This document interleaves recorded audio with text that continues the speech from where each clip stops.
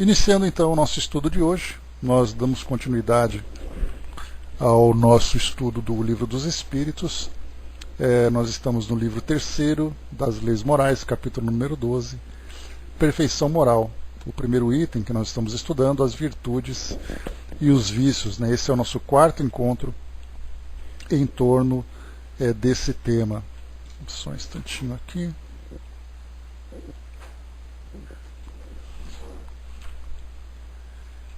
Vamos lá.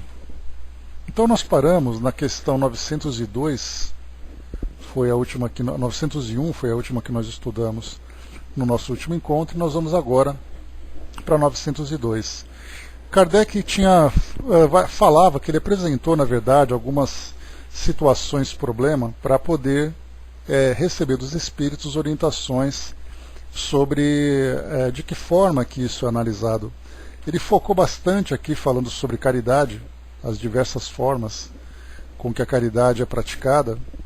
Então nós tivemos aqui situações que ele colocava de 2 homens ricos, colocava de 2 homens avarentos, aquele que acumula para poder beneficiar alguém ou beneficiar a própria família. Então ele foi apresentando aqui situações. No final das contas, a gente lembra, até na questão 670, lá das Leis Morais também, aqui das Leis Morais, lá do capítulo Lei de Adoração, quando Kardec falava sobre os sacrifícios humanos. E a resposta que os espíritos deram é uma resposta bem interessante, porque ela acaba sendo uma resposta geral para todas as situações, embora tenha focado naquela parte de sacrifícios humanos, que Kardec perguntou se Deus aprovava esse tipo de sacrifício. Então ele disse naturalmente que não. Essa foi a resposta dos espíritos. Mas Deus julga as intenções. E aí então falava sobre o grau primitivo em que aquelas sociedades se encontravam, que procuravam fazer o certo do jeito errado, mas isso era resultado da ignorância. Então, essa resposta, ou esse trecho da resposta que falava sobre que Deus julga as intenções, ele acaba sendo uma expressão genérica para todos os nossos casos. Então aqui, dessas situações problema que Kardec coloca, 2 ricos, 2 avarentos, alguém que procura guardar as riquezas para beneficiar a família, a questão é quais são exatamente as suas intenções. Porque muitas vezes nós procuramos fazer um bem, mas nas profundezas, digamos assim, da nossa consciência, nós temos ali uma intenção de benefício pessoal, ou seja, do egoísmo. Então aqui, por exemplo, dando continuidade nesse raciocínio, na questão 902, Kardec pergunta: é repreensível cobiçar a riqueza com o desejo de praticar o bem? Então olha só, cobiça a riqueza, é aquele homem que trabalha, exageradamente, muitas vezes em busca da riqueza, se sacrifica a família e tudo mais, para poder praticar o bem, porque aquela riqueza ele pode ou beneficiar a ele, ou ali o seu círculo mais íntimo, o seu círculo familiar, o seu círculo pessoal, ou ele pode fazer isso beneficiando ali aqueles que se beneficiam do trabalho assistencial que porventura ele venha fazer. Então, por exemplo, Miriam, apostar na Mega Sena, mas não é tanto sacrifício assim, O trabalho, para muitos, é só pegar o celular e fazer uma aposta online, Para outros, dar aquela chegadinha na casa lotérica e tudo mais, Mas aí o problema, é aquela coisa, você aposta na Mega Sena imaginando isso, Mas depois que a grana cai na conta, a gente começa a fazer uma conta diferente daquela conta inicial. E esse é o grande problema, Porque nós temos ainda essa nossa fraqueza, Então eu colocava assim, 70% do que eu ganhar, eu faço caridade. Quando o dinheiro cai na conta, já cai para 40%, já cai para 30%, Então, mas a questão é repreensível cobiçar essa riqueza com desejo de fazer o bem? A resposta dos espíritos: o sentimento é louvável, sem dúvida, quando puro.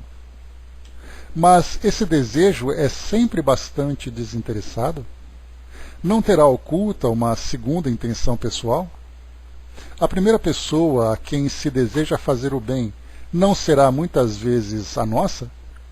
Então, naquela ideia de que Deus julga as intenções, então tem ali o bem que é colocado numa balança, e ao mesmo tempo tem ali o egoísmo, que é colocado do outro lado. E aí então é feito, né, nós até estudamos sobre isso no domingo, né, falando sobre a história dos egípcios, né, como aqueles que lá atrás, né, traziam já a ideia dos princípios espíritas. Nós falávamos então, né, de Osíris, né, de Horus, que era ali o deus dos mortos, né, que pesava o coração dos homens naquela balança, colocava o coração de um lado e uma pluma do outro lado. Se o coração fosse mais leve que a pluma, ele poderia então seguir o caminho dos mortos em direção ali àquele estado de plenitude, né? Mas se o coração fosse mais pesado que a pluma, ele então seria condenado à eternidade, ao sofrimento, né? Por causa desse egoísmo, por causa da maldade que existia no seu coração. Então, usando essa mesma analogia, nós podemos também pensar dessa forma. Qual é exatamente o nosso grau de egoísmo que é pesado nessa balança da consciência para falar para nós entre o interesse pessoal e aquele bem geral, ou aquele bem desprendido? Isso porque, naturalmente, nós falamos da fraqueza humana, né, que é realmente algo que nós temos uma grande dificuldade para controlar. Depois aqui, então, na questão 903, essa já é uma questão bastante interessante, tanto na 903 como 904, guardem bem essas duas questões, porque elas trazem para nós aqui uma oportunidade de reflexões valiosas, aqui para a nossa vivência, no nosso círculo pessoal, no nosso círculo, na nossa vivência na sociedade, de modo geral também. Então são duas questões que vão nos ajudar a fazer uma avaliação sobre a forma como nós vemos as pessoas, analisamos e até mesmo julgamos as pessoas, porque nós temos ainda essa tendência a fazer o nosso julgamento, né? Antes a Dídima colocou, né, a gente descobre o que mais profundamente nos move, né? Então só basta a gente ser provocado nas nossas fragilidades, né, que nós mostramos ali quem realmente nós somos, né? Bom dia, Ajuda. Então na 903 ele diz assim para nós: há culpa em estudar os defeitos alheios? Essa é uma pergunta extremamente valiosa para nós, porque é muito fácil, né, analisarmos a um título, vamos dizer assim, até a título acadêmico, tentarmos analisar como é que as pessoas se comportam, por que elas agem dessa ou daquela forma. A gente vai então julgando as pessoas, né, fazendo ali uma avaliação da sua conduta dentro de casa, no nosso ambiente de trabalho, na casa espírita, na sociedade de um modo geral. Então, analisar e estudar os defeitos alheios, isso é culpável? A resposta dos espíritos: se é como o fito de os criticar e divulgar, há muita culpa, porque isso é faltar com a caridade. Aqui a gente lembra então das famosas três peneiras, né, de Platão, se eu não me engano, né? Mas as três peneiras, diz para nós então, a primeira peneira é a peneira da caridade, Sócrates, né? Então nós falávamos ali sobre a primeira peneira, né, da verdade, a segunda da utilidade e a terceira da caridade. Então, usarmos essas três peneiras é ir contra os nossos instintos mais primitivos, que é exatamente ali nós deixarmos que os nossos julgamentos, as nossas críticas, o nosso egoísmo, né, fazendo com que nós nos vejamos como centro do universo, nos dá então aquela tendência natural, cria em nós essa tendência natural de fazermos uma análise de tudo aquilo que existe à nossa volta. Então, nesse caso, como é colocado para nós aqui, porque isso é faltar com a caridade. Então ele pode ser verdade, ele pode até ser útil, que muitas vezes a revelação de um defeito alheio pode ali beneficiar aqueles que, porventura, possam ser prejudicados, mas tem também a da caridade. Então existem diversas formas de nós lidarmos com situações assim. A tendência natural nossa é sempre aquela em que provoca o estrondo, aquela que provoca o escândalo, né? E aí a gente lembra da passagem do Evangelho: ai daquele por quem vem o escândalo. A Jane colocou: ainda não temos capacidade de abstração, nós trabalhamos ainda sobre o concreto, né? Exatamente a dificuldade que a gente tem. É ainda a nossa espiritualização, a nossa libertação, né, daquilo que existe no mundo material para nós, ainda é algo que na teoria nós fazemos, mas na prática ainda não. Então, com o fito de criticar e divulgar, certamente há muita culpa, porque isso é faltar com a caridade. Se é com intenção de proveito pessoal, evitando-se aqueles defeitos, pode ser útil. Mas não se deve esquecer que a indulgência para com os defeitos alheios é uma das virtudes compreendidas na caridade. Antes de censurar as imperfeições dos outros, vede se não podem fazer o mesmo a vosso respeito. Tratai, pois, que de possuir as qualidades contrárias aos defeitos que criticais nos outros. Esse é um meio de vos tornardes superiores. Então, aquela passagem do Evangelho que também fala sobre a trave, ver a trave no seu cisco no olho do outro e você não percebe a trave que existe no seu olho. Então, se nós temos ali aquele objetivo de analisar o comportamento das pessoas, que acaba inevitavelmente destacando aquilo que existe das imperfeições da personalidade, do caráter. Se nós prestarmos atenção nisso e guardarmos isso como uma análise pessoal, com o objetivo de fazer com que nós façamos também uma autoanálise para perceber se nós nos comportamos daquela mesma forma, esse é o primeiro ponto. E o segundo, lembrarmos sempre da indulgência, que é exatamente a indulgência, significa nós temos a consciência da imperfeição que nós todos ainda trazemos. Portanto, estamos sujeitos a erros, a equívocos. Então nós podemos errar, nós podemos magoar, nós podemos machucar, muitas vezes sem intenção. E isso, infelizmente, é uma característica do nosso estágio evolutivo atual. Então, a indulgência, sabendo que o outro não é perfeito e porventura ele pode errar. E segundo, percebendo essa imperfeição, usar isso para fazer uma comparação com aquilo que eu sou. Fazer uma autoanálise. Nesse sentido, então, é válido. Do contrário, perceber simplesmente os defeitos alheios, algo que é muito comum no nosso cotidiano, na convivência com as pessoas, é muito fácil a gente perceber aquilo que incomoda, aquilo que o outro faz de errado, as falhas no seu caráter. Então, esses apontamentos acabam virando depois ali, objetos das nossas conversas íntimas, fazendo ali as fofocas, fazendo as críticas, sem benefício nenhum. Depois continua aqui os espíritos ainda. Se os censurais por seres avarentos, sede generosos. Por serem duros, sede dóceis. Por agirem com mesquinhez, sede grandes em todas as vossas ações. Em uma palavra, fazei de maneira que não vos possam aplicar aquelas palavras de Jesus. Vedes um argueiro no olho do vizinho e não vedes uma trave no vosso olho. Então, essa aqui é algo bastante importante, porque, vamos dizer assim, que ela diz respeito à nossa conduta praticamente diária, cotidiana. A nossa natureza é assim. Muitas vezes a gente nem precisa ficar procurando grandes imperfeições do caráter, basta a gente julgar o comportamento do outro. Por exemplo, nós estamos ali dirigindo o nosso carro numa avenida, aí de repente passa alguém dirigindo ali de uma forma irresponsável, cometendo infrações, aí então a gente bate a mão na buzina, começa a criticar, começa a falar, e daqui a pouco a gente faz a mesma coisa. Ou se não faz a mesma coisa, comete uma outra infração como se para nós a justificativa valesse e para o outro não. No nosso comportamento, no relacionamento com as pessoas, num ambiente comercial, num ambiente social, numa casa espírita.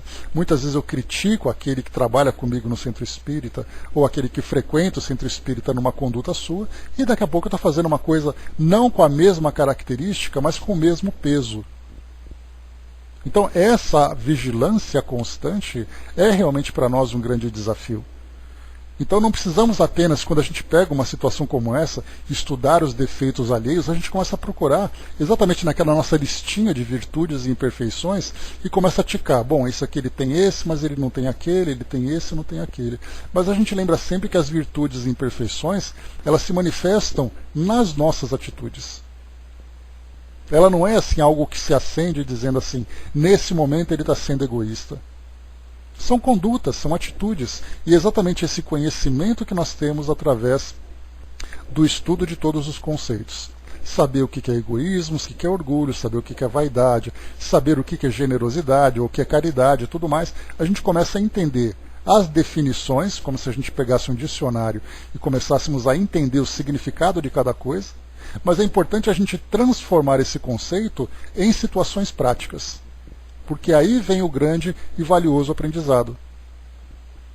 Porque egoísmo para nós é algo que sai escandalosamente da conduta do outro, mas muitas vezes acontece de uma forma sutil, numa palavra, numa atitude, numa pequena crítica, numa ação que nós fazemos em situações simples. Então esse estudo, ele parte exatamente daqueles 3 pontos principais: estudarmos o conceito, fazermos uma autoanálise e promovermos depois a transformação. Miramês traz para nós aqui um comentário sobre isso. Defeitos alheios é o título do comentário, né? Esse pensamento infinito, né, Jane? A gente está ali num pensamento, quando a gente fala sobre o nosso estágio evolutivo, a gente pode dizer que a gente começou a entrar agora na alfabetização espiritual. Porque durante muito tempo a gente viveu uma fantasia, né, de dogmas, de interpretações. Hoje não, hoje nós já estamos alfabetizados. As primeiras letras começam a ficar para nós de um modo mais claro. E aí então, para chegarmos dessa alfabetização que nós estamos agora, e a nossa cartilha vem exatamente agora, né, esses livros que nós estudamos, fazendo uma nova interpretação dos ensinamentos que Jesus trouxe no Evangelho, nos Evangelhos. Então nós começamos a fazer uma interpretação mais adequada a partir de agora. E a gente então começa a fazer uma medição. Qual é a distância em que nós estamos, né, da posição atual até essa posição do pensamento infinito? Dessa autovigilância, dessa capacidade analítica tão profunda e tão perfeita como foi o caso de Jesus, né? Bom dia, professor. Então aqui, defeitos alheios. Não é justo nos preocuparmos com os defeitos alheios no sentido vulgar, procurando menosprezar os valores de outrem. Somente nascem essas ideias na mente incapaz de experimentar o amor, de quem não se lembra dos ensinamentos de Jesus a nos ensinar a benevolência. Cada criatura é um mundo em particular. Toda alma é um campo de plantio onde o que se semeia germina, onde o cuidado multiplica, onde o que se abençoa aumenta. Quando procuramos nos interessar em divulgar os erros dos outros, os nossos se escondem, prejudicando muito nossa ascensão espiritual. Incorreremos em grande falta se colocarmos à vista as falhas alheias como críticos. As leis nos cedem esse exame nos outros se a intenção for aprendermos, sem que os outros participem por simples prazer de nossa especulação. Em cada alma, na faixa em que se encontra na Terra, existem muitas arestas a serem aparadas, e isso somente os seus portadores podem fazê-lo. Não deves criar problemas para os teus irmãos. Cuida de ti mesmo. Assim fazendo, a tua vida será melhor. Deves desentulhar gradativamente tua consciência das chamas que o passado concentrou, que em todos esses esforços aparecerão mãos invisíveis para te ajudar em nome de Deus pelos canais do Cristo. Estudando os outros com a finalidade de melhorar, serás bem-aventurado, desde quando o silêncio seja teu companheiro em todos os aspectos das observações. O mais difícil de ser conhecido no mundo é a própria alma. O obstáculo mais difícil de vencer é educar a si mesmo em todas as suas etapas evolutivas. O nosso maior dever é fortalecer em nós a indulgência para com os outros. Esse é o ponto alto de um coração iluminado. Os nossos irmãos são filhos de Deus, com os mesmos direitos e deveres no certame da vida. A indulgência é a caridade em brilho maior, que abre os melhores caminhos para quem a possui. Ajusta a tua mente na mente de Jesus, que a verdade aproximar-se-á com mais evidência dos teus caminhos. Antes de censurares as imperfeições dos outros, olha o que está fazendo da vida, que a tua consciência em Cristo responderá, na luz do seu amor. Geralmente os defeitos de críticas, tu os possuis com fartura. Se a honestidade clarear a tua mente, notarás a justiça te indicando outros caminhos a serem percorridos, de maneira que a luz te leve à paz. Se queres ser superior, não exponhas as faltas alheias. Eleva-te pelo amor, engrandece-te pela fraternidade e a gratidão aos que te rodeiam. Somente Jesus veio nos trazer e mostrar pelos exemplos o que devemos fazer com mais acerto para nos tornarmos livres. A vida, em muitos aspectos, e os meios que te encontram na estrada, na estadia passageira, te incentivam para o orgulho, para a vaidade e o egoísmo. Mas se o Cristo já nasceu em teu coração, faze a tua parte na corrigenda de ti mesmo, acendendo a luz das virtudes, para que sejas teu próprio sol em toda a extensão da vida. Quando estamos fora da lei de Deus e queremos modificar nossas vidas, encontramos tropeços em todos os passos. É Marcos que nos diz, anotado no capítulo 14, versículo 71. Ele, porém, começou a praguejar e a jurar: não conheço esse homem de quem falais. Mesmo sendo discípulo da confiança do Mestre, a natureza interna de Pedro rejeitou a firmeza em entregar de imediato a sua vida em favor da verdade. Assim somos todos nós, quando abraçamos a verdade internamente, por vezes inconscientemente rejeitamos a luz que nos iria tornar livres. Ser grande em todas as nossas ações não é pelas ações grandes, é pelo amor que nos move no bem que estamos fazendo. Seja apenas uma palavra, que ela esteja imantada de amor ao ser pronunciada em favor dos outros. Respeitar os direitos alheios é ter consciência dos nossos e compreender que saímos todos da mesma fonte de vida.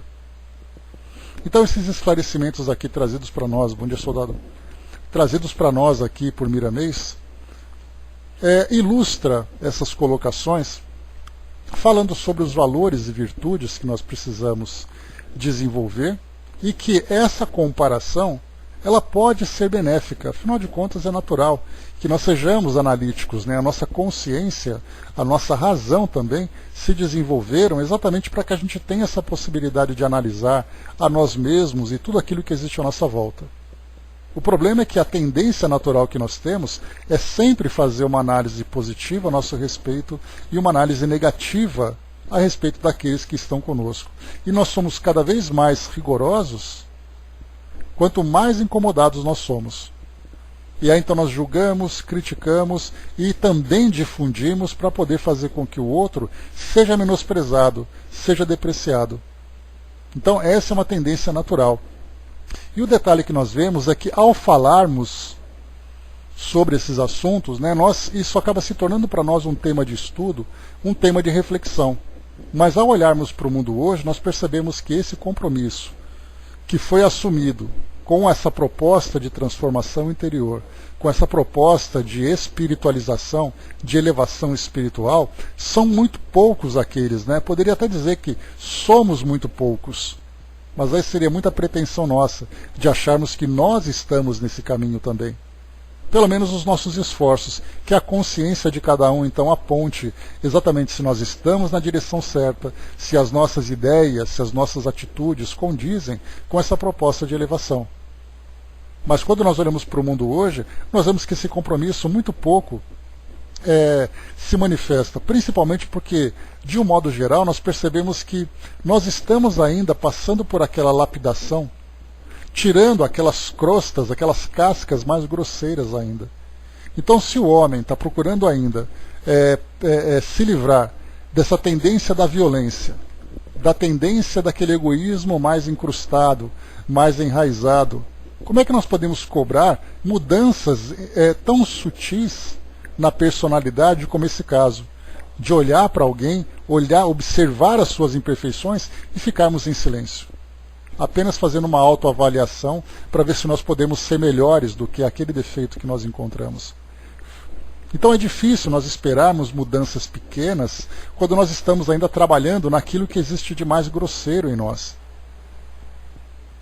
são os vícios, são as nossas tendências, essas imperfeições que não apenas se manifestam em nós, como geram também, são fontes de grande sofrimento. Por isso que nós percebemos que elas não são tão sutis assim.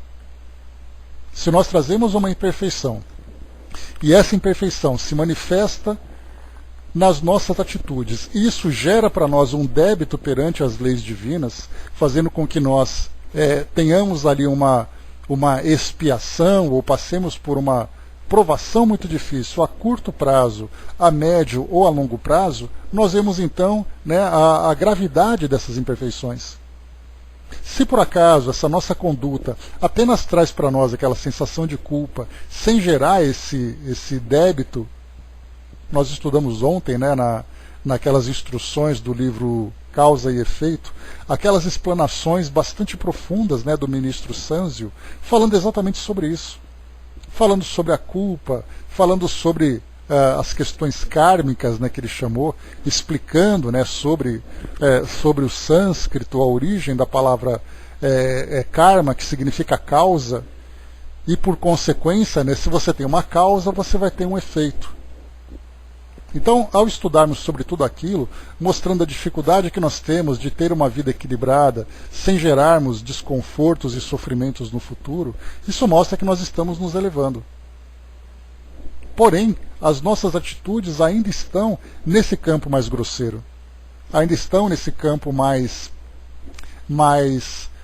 contundente, né, das nossas atitudes, das nossas escolhas. E esse é o grande problema. Se nós, estudantes da doutrina, conseguimos compreender as ações e as suas consequentes reações, e nós fazemos uma análise que esse meu comportamento vai trazer no futuro um sofrimento, vai trazer para mim uma contrapartida, que é uma ação de correção.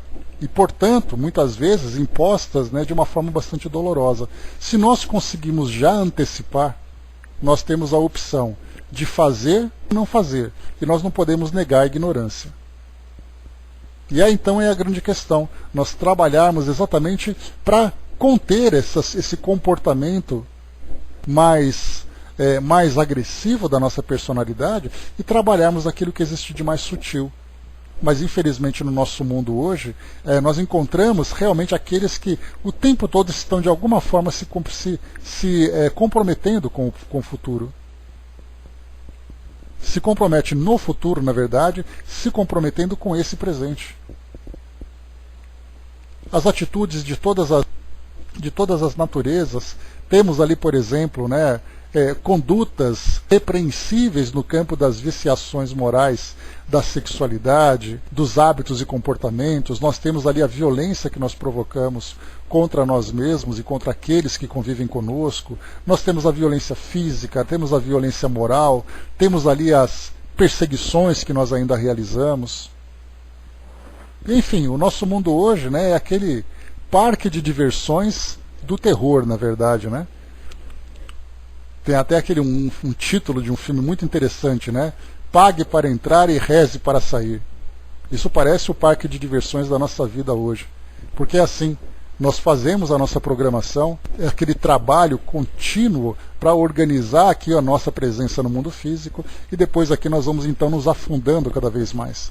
Bom dia, Regina. Pois aí é mesmo, e é, soldado.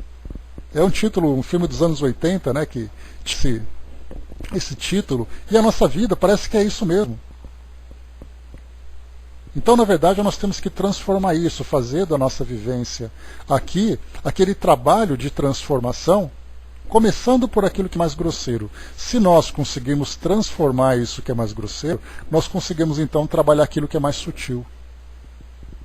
E o nosso mundo hoje, nesse laboratório que nós vivemos, nós vemos, por exemplo, nos telejornais, ou mesmo nas nossas relações, violências de toda a ordem. É aquela violência física, é aquela violência psicológica, aquela violência emocional. E nós olhamos isso porque, como eu falei para vocês, nós temos a nossa consciência e nós temos também a nossa razão, a nossa inteligência. Se nós temos esses dois elementos que nos permitem olhar para o nosso mundo hoje e reconhecer aquilo que existe de positivo e negativo, cabe a nós então aproveitar essa análise para promover essa transformação interior. É aí então que tem validade essa observação, conforme foi colocado para nós aqui na resposta dos espíritos, colocando assim, né, se há culpa em estudar os defeitos alheios. Quer dizer, a culpa, se for apenas para criticar e divulgar. Mas se a intenção é de proveito pessoal, evitando-se aqueles defeitos, pode ser útil. Mas ao mesmo tempo é analisar a imperfeição, não julgar o indivíduo, porque aí vem a falta de indulgência. É realmente uma orientação, uma linha de conduta que os espíritos passam para nós, que parece assim, parece não, né? É a fórmula das nossas soluções, a fórmula dos nossos problemas, para resolver os nossos problemas. Só que então nós nos esquecemos de colocar em prática tudo isso. Nos esquecemos de fazer com que isso se torne para nós um instrumento de real transformação. Rapidamente aqui, deixa eu só ver o que vocês colocaram. O soldado colocou, né, o mundo físico atual precisa de mais amor, mais tolerância com o diferente. Esse é o modelo que nós temos, soldado. Essa é a regra do jogo. Mais amor e mais tolerância. Mas aí então a gente começa a perceber, né, todas as diferenças, todas as dificuldades. Nós assistimos aquilo que passa nos programas de televisão, nos telejornais, e isso vai gerando em nós assim, aquele sentimento quase de indignação, quase de revolta, por perceber que as coisas poderiam ser simples e nós complicamos. Esse amor e tolerância é aquilo que falta exatamente para fazer com que o nosso mundo se eleve de categoria, saindo dessas provas e expiações, entrando nessa questão de regeneração, nessa condição de regeneração. Mas como é que nós vamos viver esse amor e essa tolerância se nós ainda sequer temos compreensão? Nós como um todo, nós como população planetária, não temos a compreensão do seu significado. Tanto que muitos casos de egoísmo são provocados em nome do amor. Eu amo a mim, eu amo aqueles que estão próximos, e aqueles que estão longe de mim me ameaçando são para mim simplesmente aqueles que eu desprezo. Então olha só, a gente erra em nome do amor, assim como aqueles que erraram em nome de Jesus. Procuram defender ali as suas ideias, defender até mesmo a sua santidade, e eis que nós encontramos então essa intolerância, essa indiferença. Então nós tentamos fazer acertar, mas ainda falta muito para nós nos esclarecermos. Nós temos o privilégio de aprender com mais propriedade, exatamente porque nós estudamos, nós refletimos todos os dias. Se não aqui, certamente nas atividades que cada um realiza. Sempre em contato com a doutrina, sempre em contato com essas mensagens. Só que nós temos que transformar esse conteúdo intelectual em instrumentos de transformações reais. Porque do contrário, nós chegaremos no plano espiritual altamente esclarecidos, mas muito pouco equilibrados. A Miri colocou, né, educamos com violência as crianças e jovens, né? Violências sutis que achamos normais e inofensivas. Essa violência volta no seio familiar e na sociedade, e depois não sabemos porquê. Exatamente isso que eu coloquei naquela hora, Miriam. Nós estamos ainda trabalhando aquilo que existe de mais grosseiro. Por exemplo, se existe hoje uma criminalização da violência física contra a mulher, contra o idoso, contra a criança, contra qualquer pessoa, e nós estamos trabalhando ainda nessa violência física, essa violência verbal, essa violência emocional, ela passa praticamente ignorada. Por que as pessoas vão se preocupar com coisa tão boba? É aquela coisa assim, para de frescura. Eu não estou te batendo, eu não estou fazendo nada.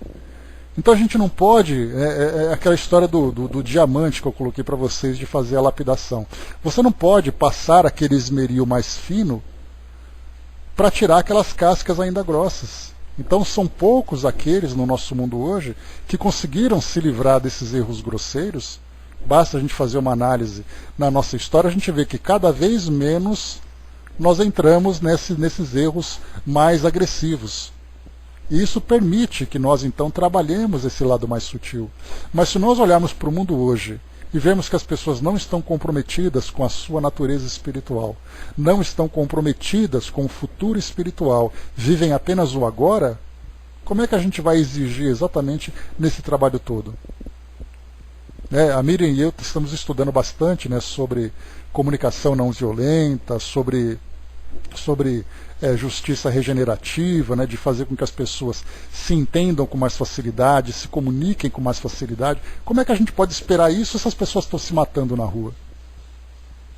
Aí a questão é, claro, eu não posso exigir dele, mas se eu tenho condições de viver isso, então o meu projeto é um projeto individual, meu projeto é pessoal.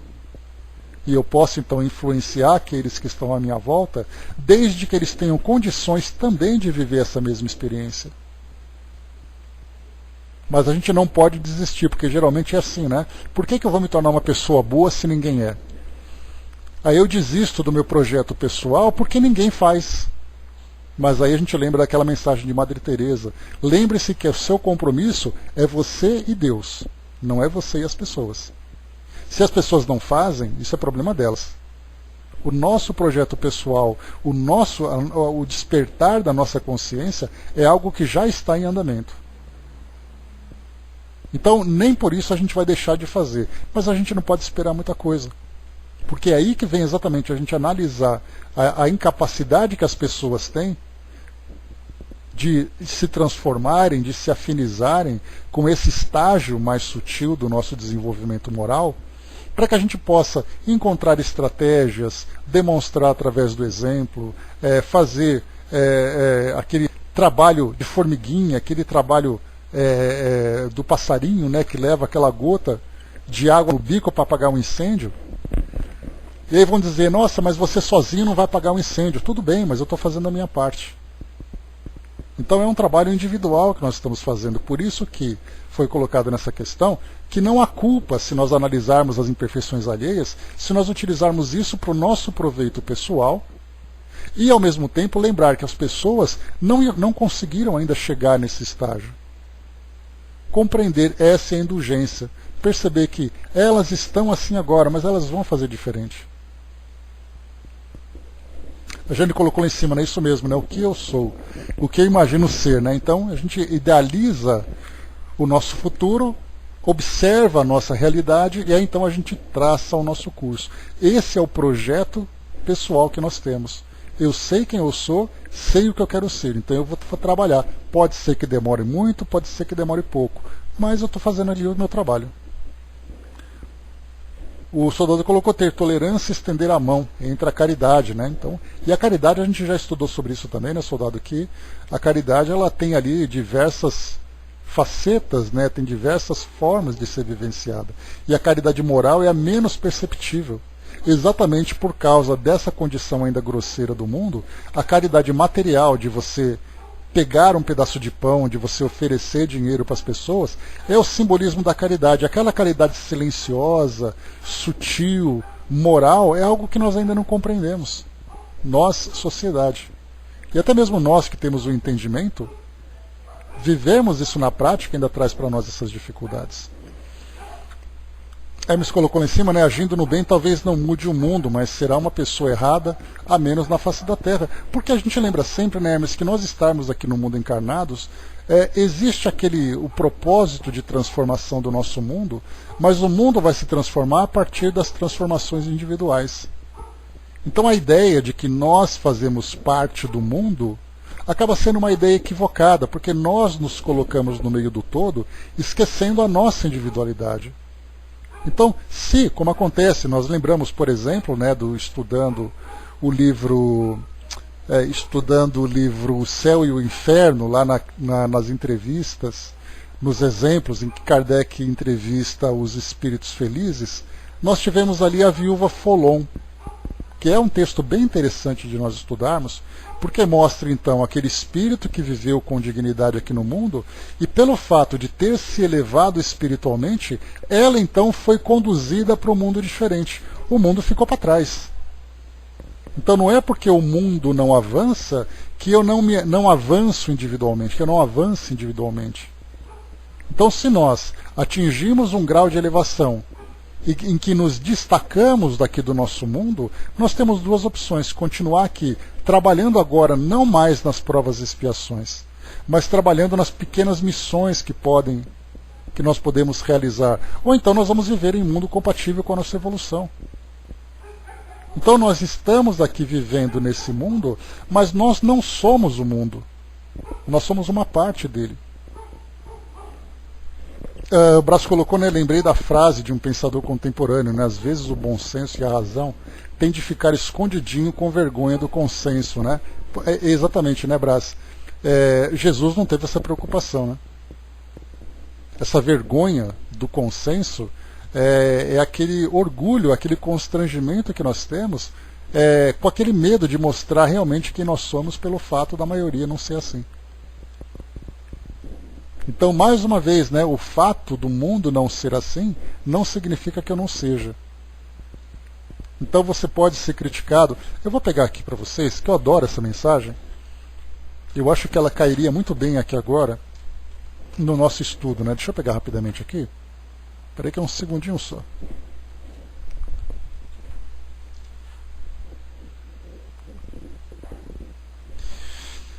Tá aqui, ó. A gente vai ver que essa mensagem ela se encaixa perfeitamente nisso que a gente está falando. Muitas vezes as pessoas são egocêntricas, ilógicas e insensatas. Perdoe-as mesmo assim. Se você é gentil, podem acusá-lo de egoísta, interesseiro. Seja gentil mesmo assim. Se você é um vencedor, terá muitos falsos amigos e alguns inimigos verdadeiros. Vença a si mesmo. Se você é bondoso e franco, poderão enganá-lo. Seja bondoso e franco a si mesmo. O que você levou anos para construir, alguém pode destruir de uma hora para outra. Construa mesmo assim. Se você tem paz e é feliz, poderão sentir inveja. Seja feliz a si mesmo. O bem que você faz hoje, poderão esquecê-lo amanhã. Faça o bem a si mesmo. Dê ao mundo o melhor de você, mas isso pode nunca ser o bastante. Dê o melhor de você a si mesmo. Veja você que no final das contas é entre você e Deus. Nunca foi entre você e os outros. Madre Teresa de Calcutá. Percebem a beleza dessa mensagem? Eu vou colar para vocês aqui, para quem quiser depois ler melhor. Só um instantinho. Está aqui, ó. Então essa mensagem ela representa exatamente isso. É o nosso propósito individual. Nós viemos fazer parte aqui da nossa sociedade nessa nossa proposta reencarnatória. Só um instantinho, deixa eu fechar o arquivo aqui. Nós viemos aqui nessa proposta reencarnatória trazendo para nós aqui, né, uma infraestrutura, um grupo social e tudo mais, mas o nosso projeto é individual. Existem até aqueles compromissos que nós vamos ter de ajudar as pessoas a quem nós prejudicamos, ou ajudar as pessoas a quem nós amamos e desejamos isso também, mas mesmo assim, mesmo com esse projeto de ajudar e de servir, nós não podemos mudar a postura do outro.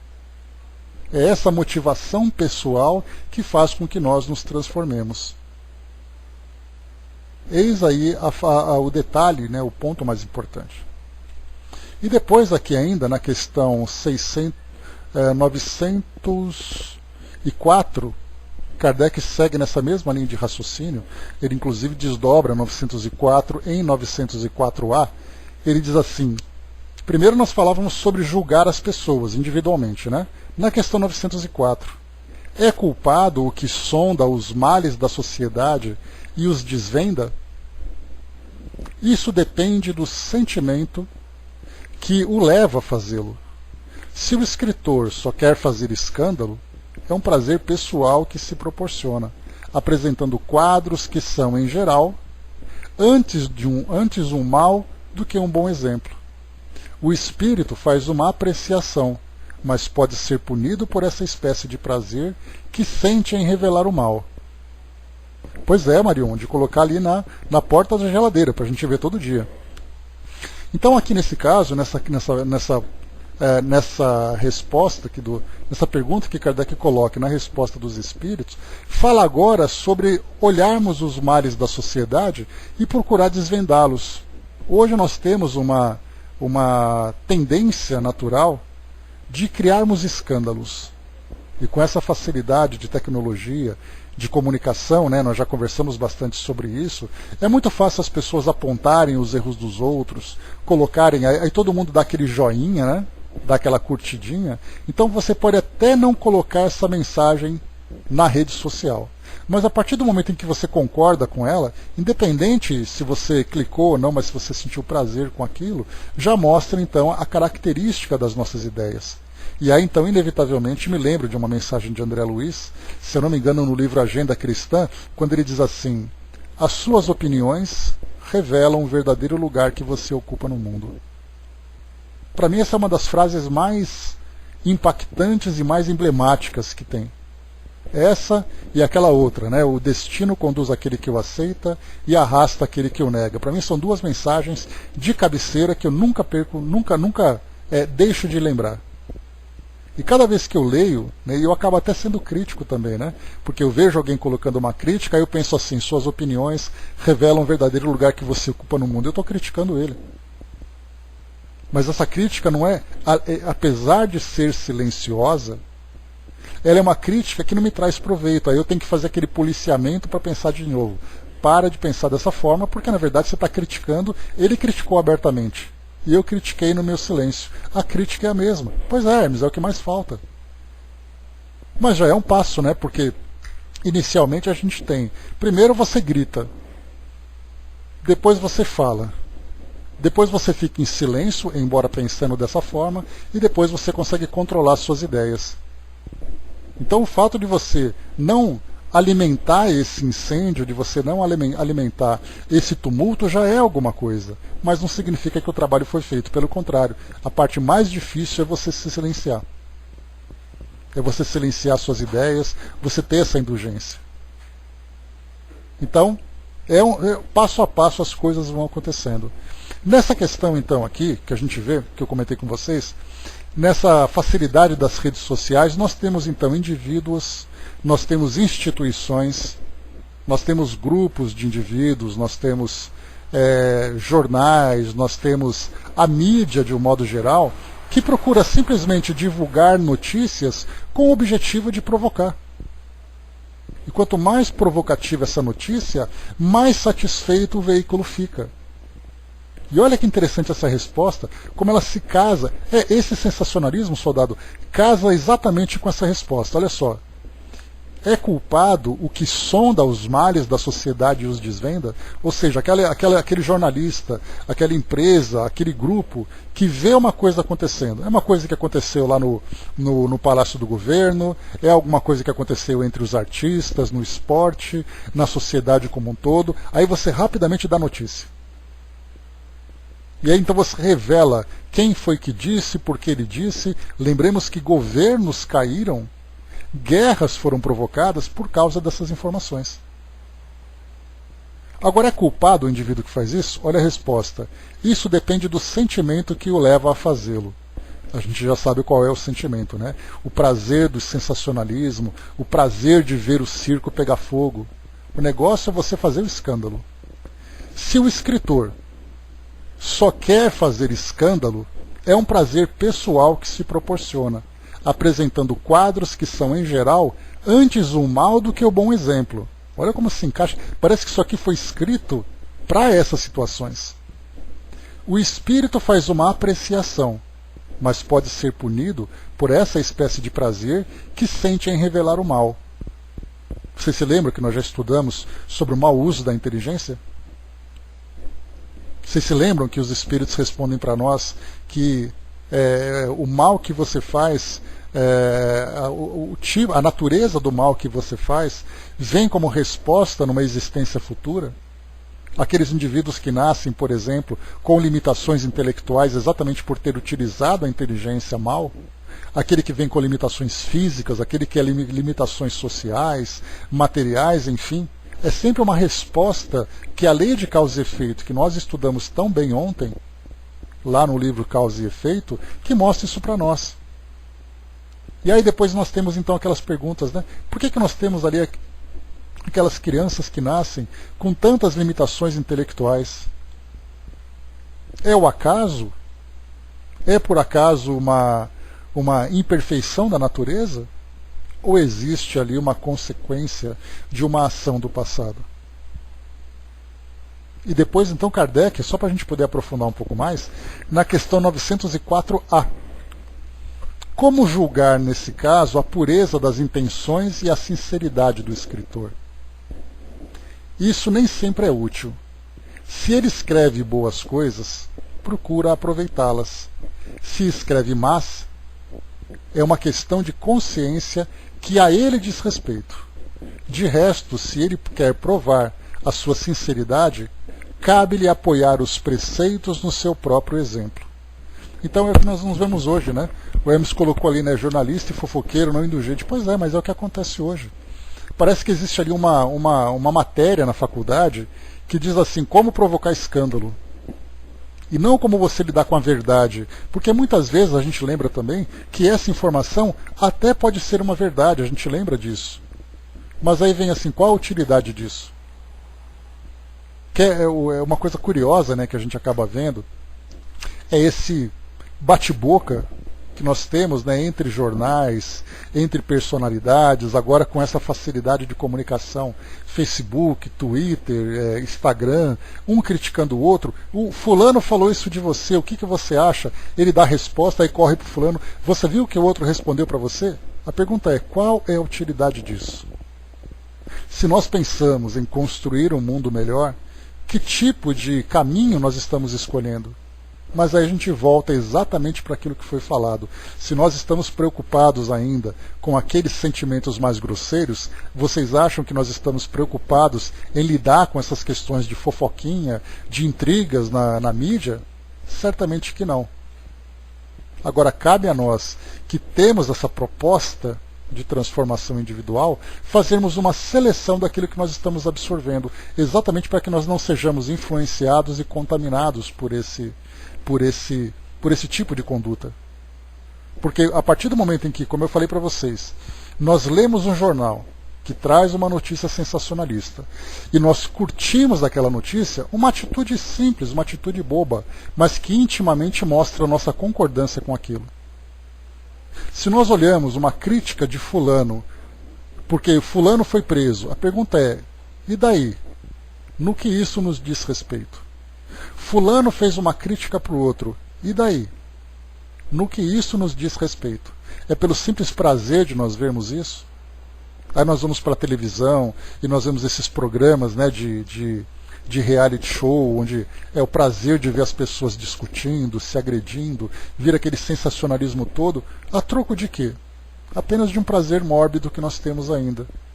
É aquele prazer do egoísmo, é aquele prazer de vermos de liberarmos, né, aquele instinto de violência que nós temos. Ainda que seja apenas uma violência mental. O soldado colocou, né, ou seja, né, colhe os bons frutos e os frutos ruins que sejam descartados, né, e nós somos responsáveis por isso. E ganham para isso ainda, né, soldado? A Jane colocou, né, temos exemplos simples, né, que para muitos não passa de negociantes, né? Henry Ford entendeu que o homem precisa se locomover. O homem desenvolveu uma série de outros valores. Bill Gates faz com que a humanidade tenha acesso a todas as informações, impulsiona o pensamento humano.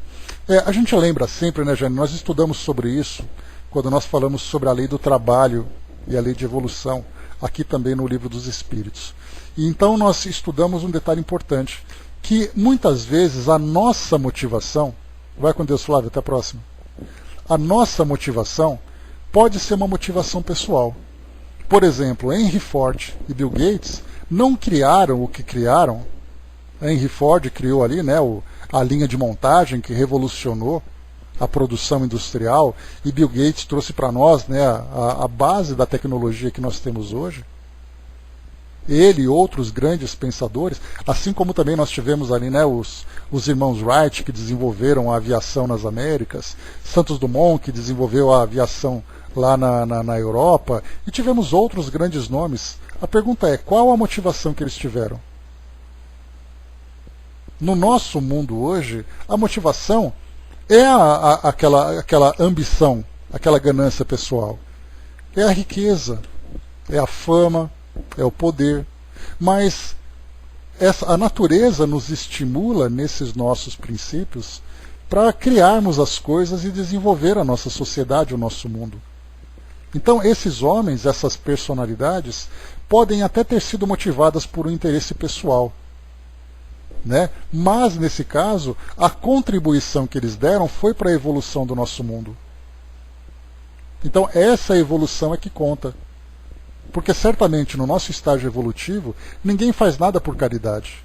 Sempre existe ali um interesse. E esse interesse faz com que nós nos desenvolvamos intelectualmente, faz com que nós, através da aplicação, nos desenvolvamos também moralmente, mas o mundo está se transformando e nós estamos nos desenvolvendo. Agora, nós temos certamente aqueles que visam apenas a destruição. Aí, nesse caso, são espíritos inferiores, são espíritos perversos, né? Isso já sai do nosso, já sai da faixa normal que nós estamos estudando, de pessoas normais, espíritos apenas evoluindo e seguindo ali o seu curso, né? Esses aí vivem um desvio de curva significativo comparado com aquilo que a massa da população planetária vem vivendo, né? Deixa eu ver aqui. O soldado colocou, né? A internet foi inicialmente criada para uma rede militar e posteriormente teve uso civil, né? Então, sempre tem motivações no nosso mundo hoje. E as motivações são sempre interesses pessoais. Então, assim, nós vamos aprendendo. Então, essa observação que nós fazemos, né, Jane, de olharmos essas personalidades, de olharmos esses desvios, de olharmos toda a conduta das pessoas, da sociedade, das instituições, tudo isso para nós é bastante produtivo quando nós olhamos com os olhos de ver, e não apenas com esses olhos de criticar. Quando nós olhamos, olha, esse tipo de conduta não é válida, não é benéfica, não é positiva. Então não serve para mim isso serve como referência para aquilo que eu não devo fazer. Como eu sempre digo, né, até o lixo tem o seu proveito porque ele pode ser reciclado. E o lixo moral também pode ser reciclado quando se torna para nós uma referência. E é para isso que nós nos desenvolvemos moralmente e intelectualmente. É a nossa consciência desenvolvida e a nossa razão, que nos permite olhar. Agora a gente tem que olhar e fazer um bom proveito daquilo que é observado, daquilo que é percebido. Jane colocou, estou aguardando para o futuro tudo o que estou a aprender com você, né? Vamos chorar junto lá em cima, se Deus quiser. Espero não chorar sozinho. Vamos aqui então ler o que Miramês traz para nós a respeito dessa questão 904. Vamos lá. Sondagem das chagas sociais. Um belo título, né? Aquele que sonda as chagas da sociedade para ajudar aos outros no silêncio dos seus escritos, sem motivar a corrupção, é que a gente fala corrupção em todos os sentidos, né? A corrupção moral, a corrupção afetiva, a corrupção das relações, em todos os sentidos. Está ajudando de maneira cristã as almas em formação para a grande missão do amor. Ou seja, né, se nós olhamos uma situação equivocada e nós procuramos através, como foi o exemplo do escritor que Kardec apresentou, né, e nós colocamos a nossa opinião de uma forma construtiva, sem instigar a revolta, sem alimentar a crítica e tudo mais, isso é bastante positivo. Entretanto, quem estuda os defeitos de uma sociedade no sarcasmo da prepotência, divulgando-os em revistas e jornais, como em outros meios de comunicações existentes, esse espírito é um malfeitor, que deve ser e será corrigido pela própria natureza. Vai com Deus, Angelina. Existem muitos desses no mundo, que entregam a vida ao serviço do mal, que já existe em abundância na Terra. Olha só que interessante, a serviço do mal. Mas quem faz esse tipo de trabalho não pensa em fazer o mal. Ele acha que ele está fazendo o trabalho dele. E nesse caso, ter ali aquele sentimento cristão nesse tipo de trabalho, ele não é um bom profissional. Porque o bom profissional revela tudo. O que vale, como nós colocamos, é o escândalo. E quanto maior o escândalo, mais satisfeito o indivíduo fica. Inclusive a sociedade premia aqueles que conseguem grandes alcances com seus escândalos, né? E ele continua então mais uma vez. Existem muitos desses no mundo, que entregam a vida ao serviço do mal, que já existe em abundância na Terra. Mas, em parte, a culpa é da própria sociedade, que exige esse corrosivo como alimento. Há leitores de jornais e revistas, os que assistem à televisão e ouvem rádios, exigem escutar notícias de violência e sofrimento, e como espectadores das trevas, se encontram sempre envolvidos por ela. A obsessão é uma verdade, difundida em todos os meios. Porém, ela somente se expressa onde encontra sintonia de sentimento, capaz de provocar a simbiose das ideias na configuração dos atos. Se queres livrar-te das companhias indesejadas das entidades malfeitoras, sai da sua faixa.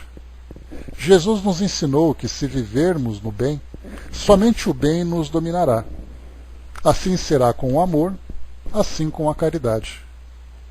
Podes e deves sondar as chagas da humanidade, mas desde que essa sondagem te sirva para ajudar aos outros, motivando na sociedade o viver retamente. Os escritores têm muito domínio sobre a massa dos leitores.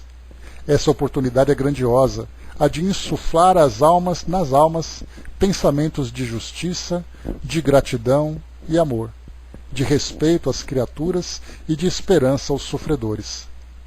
Podes conhecer os desvios da sociedade, mas no afã de participar com o mundo espiritual na educação dos que se encontram na carne, esgotando seus karmas e enriquecendo a vida nos deveres que vierem a realizar. O homem é dado à pesquisa, mas Jesus veio nos ensinar como pesquisar. Devemos conhecer os fundamentos do mal, porém não divulgá-lo como fonte de prazer. Quando lemos alguma coisa ou ouvimos determinados assuntos, criamos imagens que passam a ser nossas filhas. E se permitirmos que elas se desenvolvam, passarão a nos perseguir, pois sempre tornam a casa paterna, como o filho pródigo o fez. A doutrina dos espíritos, sendo o Cristo voltando a nós com os braços abertos, tem o condão de nos revelar a verdade mais acentuada sobre a vida da alma, para que ela seja mais feliz, integrando-se na felicidade dos anjos. Aos espíritas, falamos verdades maiores, por estarem eles mais preparados para ouvi-las. Não percas essa oportunidade de agora, pois são fases decisivas na tua vida. Lembra-te que o Evangelho segundo o Espiritismo nos fala: fora da caridade não há salvação. Ele se refere à caridade em todos os rumos das suas vidas. E faze-a melhor a ti mesmo, iluminando todos os seus sentimentos, acendendo o amor e a caridade no teu coração, para que a tua consciência seja a consciência do próprio Cristo de Deus. A salvação depende de cada um.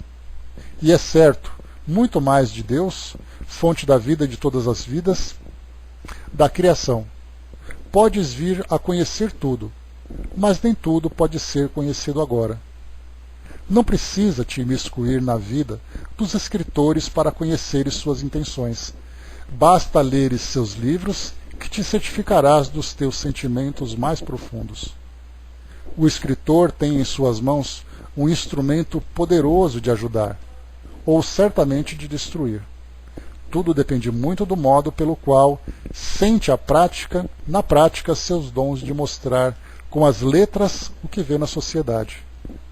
Para eles diremos que devem sondar com muita acuidade suas próprias chagas, para depois observar as dos outros, e saber com Jesus como convém falar. Marcos, no capítulo 15, versículo 4, nos diz o seguinte, para maior elucidação. Tornou Pilatos a interrogá-lo. Nada respondes? Vê quantas acusações te fazem? Mesmo que o escritor seja acusado por ensinar o bem, em muitos casos deve silenciar-se diante dos ignorantes, mas continuar escrevendo, divulgando a harmonia da vida em todas as formas possíveis, mostrando que fora do amor não há solução para os problemas da sociedade. Então aqui, para a gente concluir o nosso estudo de hoje, mais uma vez, ficamos aqui ligados em duas questões apenas. Então, isso por quê? Por causa da sua profundidade, por causa da sua complexidade. Aqui em Miramês ele fala dos escritores, dos jornais, né? Isso porque na época em que ele produziu esse texto, não tinha ainda essa liberdade e essa facilidade de comunicação dessas redes sociais. O próprio nome já mostra para nós o significado. É uma rede social, uma rede que conecta as pessoas. Essas redes sociais, elas são neutras. Assim como a faca, assim como o dinheiro. Mas a direção que nós damos para esses objetos e esses recursos é da nossa natureza, tanto para aquele que envia, como para aquele que recebe. Se nós somos produtores de conteúdo, temos que lembrar na qualidade das nossas produções. Se nós somos receptores desse conteúdo, temos que analisar quais são as fontes com as quais nós nos vinculamos. É importante a gente ter essa consciência, é importante a gente fazer essa seleção, porque do contrário nós estaremos nos envenenando. E fazemos isso de bom grado, com prazer. Porque aquele tipo de informação, para nós, é satisfatória. Ou seja, nós nos afinizamos com essas faixas vibratórias e depois não podemos nos queixar das consequências de tudo isso.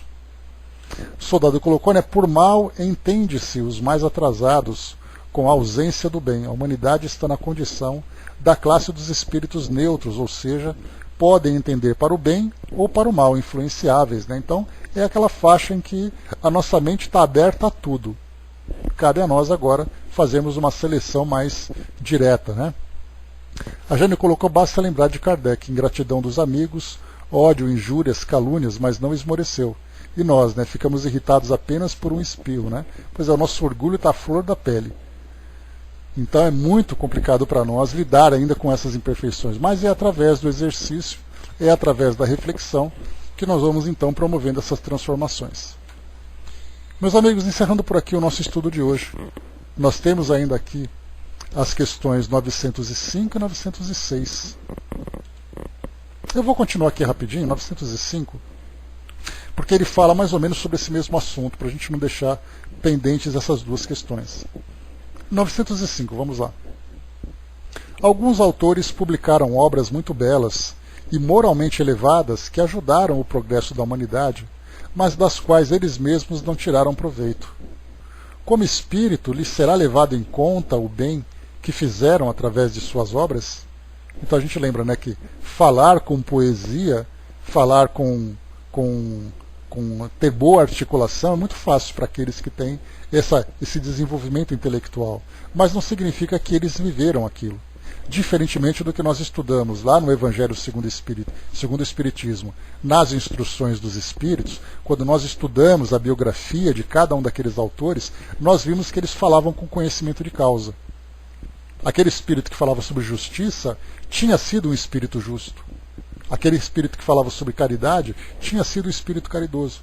Mas aqui no nosso mundo nós encontramos muitos espíritos que escrevem obras de grande reflexão, mas são pessoas ainda limitadas. Nesse caso, então, será levado em conta o trabalho que eles fizeram, mesmo que eles não tenham aproveitado aquilo que eles mesmos escreveram? A resposta: a moral sem ações é como a semente sem o trabalho. De que vos serve a semente se não a fizerdes frutificar pura para vos alimentar? Esses homens são mais culpáveis porque tinham inteligência para compreender.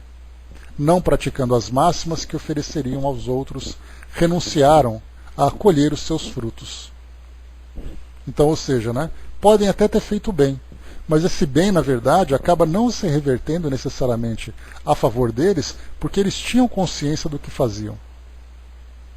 E aqui no final, 906, é repreensível aquele que, fazendo conscientemente o bem, reconhece que o faz. Aí já vem aquela questão do orgulho, Ele faz o bem e diz assim, eu fiz o bem. Desde que pode ter consciência do mal que fizer, deve tê-la igualmente do bem, a fim de saber se age bem ou mal. É pensando todas as suas ações na balança da lei de Deus e, sobretudo, na da lei da justiça, de amor e caridade, que ele poderá dizer a si mesmo se as suas ações são boas ou más, e aprová-las ou desaprová-las. Não pode, pois, ser responsabilizado por reconhecer que triunfou das más tendências e de estar satisfeito por isso, desde que não se envaideça com o que cairia em outra falta. Então ele sai, né, ele mantém, ele reconhece o bem que fez, assim como nós temos ali um trabalho social que nós desenvolvemos com a consciência do bem que aquele trabalho faz. Eu sei que eu estou ajudando, eu tenho consciência do bem que isso faz. Então isso é positivo, porque eu consigo avaliar, agora no aspecto intelectual, o curso que aquele trabalho e o alcance que ele vem desenvolvendo, o tipo de benefício que ele traz. Agora, quando eu digo assim, eu sou um trabalhador, porque eu faço caridade, porque eu sou uma pessoa muito boa, aí então já vem a parte da vaidade, então eu acerto de um lado, mas escorrego do outro. Então, como Deus julga as nossas intenções, nós temos atenuantes e temos agravantes. Aquilo que ameniza, né, os erros que nós cometemos e aquilo que agrava os nossos erros. Quanto mais consciência eu tenho do erro que eu cometo, maior é a gravidade, né, desse meu desvio. Então, sempre importante o método mais fácil, né, nos espelhemos então em Jesus ou em todos aqueles que mais próximos a nós tiveram ali, né, seguiram por esse mesmo caminho. Humildade, simplicidade, justiça, amor, são os valores que devem impregnar aqui todas as nossas ações.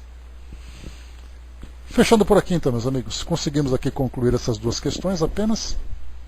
Faltavam, né, só essas duas. E aí então aqui no nosso próximo encontro, no capítulo número 12 das paixões. Então falaremos agora sobre as nossas dificuldades morais no nosso próximo encontro, né? De que forma que nós controlamos essas paixões. Lembrando que quando nós falamos em paixões, não falamos de um sentimento necessariamente afetivo.